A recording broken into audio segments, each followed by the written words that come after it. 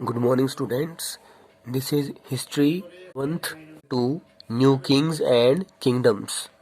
This is going to be our third class on this chapter. Chapter का नाम है new Kings and kingdoms. हम समझ सकते हैं कि 7वीं शताब्दी से नए नए राजवंशों का उदय होना शुरू हो गया। राजवंश पुराने राजाओं की सत्ता को स्वीकार इन्होंने नहीं किया और ये शक्तिशाली बन गए और इन्होंने अपना अलग राज्य स्थापित कर लिया। गुर्जर प्रतिहार, राष्ट्रकूट, चोलाज और चौहान्स इन राजवंशों के उदाहरण थे। किसानों और कारीगरों से कर वसूलते थे या उनके उत्पादों का कुछ हिस्सा अपने पास रखते थे और जो भूमि कर, जो पैसा इनके पास इकट्ठा होता था उसको मंदिर बनाने में, किले बनाने में खर्च करते थे।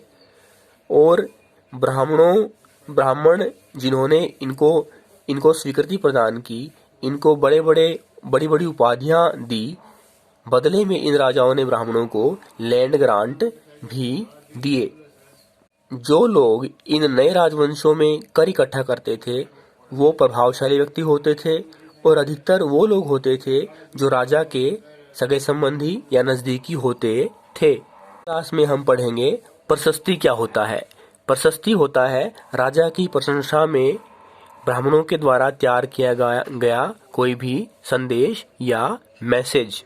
में राजा अपने आप को वैसा ही दिखाते थे जैसा वो खुद को दिखाना चाहते थे। इन प्रशस्तियों में वास्तविकता का अभाव था। जैसे राजा अपने आप को बहादुर, विजेता, योद्धा दर्शाना चाहते थे और जो पढ़े लिखे ब्राह्मण थे वो प्रशस्तियां तैयार करते थे और जिसके बदले राजा उनको लैंड ग्रांट या अनुदान देते थे।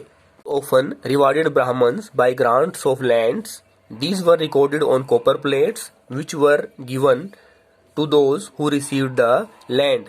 और ब्राह्मणों को जो अनुदान दिए जाते थे, जो लैंड ग्रांट दिए जाते थे, उनको तांबे की प्लेट पर रिकॉर्ड किया जाता था और इन प्लेट्स को भी ब्राह्मणों को दे दिया जाता था।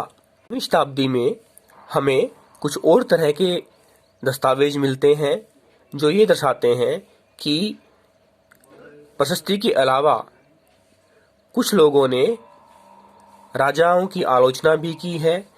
ऐसा ही एक दस्तावेज, ऐसी ही एक कविता, एक पोइम कल्हण के द्वारा लिखी गई।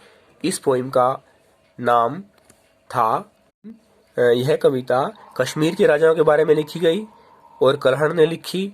और इस कविता को लिखने में कल्हण ने जो वास्तविक स्रोत हैं, अभिलेख हैं, दस्तावेज हैं, उनका उपयोग किया और राजा की आलोचना भी की।